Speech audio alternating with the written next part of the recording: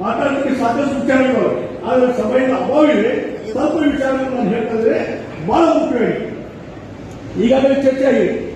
ಮೀಸಲಾತಿ ಬಗ್ಗೆ ಇರ್ಬೋದು, ಅದು ಜನಸಂಖ್ಯೆ ಇರ್ಬೋದು. 2026ರಲ್ಲಿ ಕೇಂದ್ರ ಸರ್ಕಾರ ಜನಗಣತಿ, ಹಿಂದೆಲ್ಲ ಕೇಂದ್ರ ಸರ್ಕಾರ ಮಾಡಬೇಕು, ಜನಗಣತಿ ಒಂದೇ ಮಾಡಬೇಕು. ಈ ಸಲ ಜನಗಣತಿ ಮತ್ತು ಜಾತಿ ಗಣತಿ ಎರಡೂ ನಡೀತಾರೆ.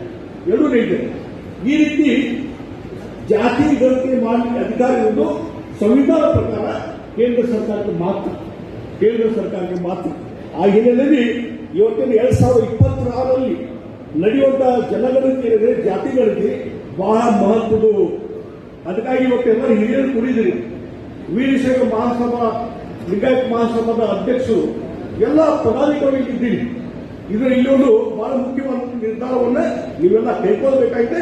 ಯಾಕಂದ್ರೆ ಆ ಒಂದು ಸಂದರ್ಭದಲ್ಲಿ ಹಿಂದೆಲ್ಲ ಏನು ತಪ್ಪುಗಳಾಗಿದ್ದಾವೆ, ಒಪ್ಪುಗಳಾಗಿದ್ದೇವೆ, ಅದನ್ನು ಸರಿಪಡಿಸಿ ಯಾವ ರೀತಿ ಜಾತಿ ಗಣತಿಯಲ್ಲಿ ನಮ್ಮ ಸಮಾಜದಲ್ಲಿ ವೀರಶೈವ ಲಿಂಗಾಯತ ಸಮಾಜವನ್ನು ನಮೂದು ಮಾಡಬೇಕು. ಮತ್ತು ಇದರ ಜೊತೆಗೆ ಈಗಾಗಲೇ ಸಮಾಜದ ನೂರಾರು ಹಲವಾರು ಉಪಪಂಗಡಗಳಿಗೆ ಇವತ್ತೇನೊಂದು ಹಲವಾರು ಸೌಲಭ್ಯಗಳು ಸಿಕ್ಕಲ್ಲ. ಮೀಸಲಾತಿ ಮತ್ತೊಂದು ಸೌಲಭ್ಯ ಸಿಕ್ಕಲ್ಲ.